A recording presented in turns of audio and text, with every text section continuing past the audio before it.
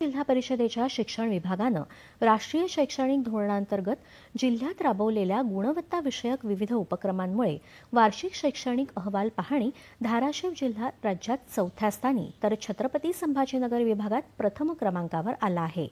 राष्ट्रीय शैक्षणिक धोरणाच्या उद्दिष्टानुसार आकांक्षित धाराशिव जिल्ह्यात जिल्हा परिषदेच्या शिक्षण विभागानं सर्वसमावेशक गुणवत्ता विकास कार्यक्रम, आदर्श शाळा, परसबाग, महावाचन चळवळ, ग्राम शिक्षण केंद्र स्थापना यांसारखे नाविन्यपूर्ण उपक्रम राबवले आहेत।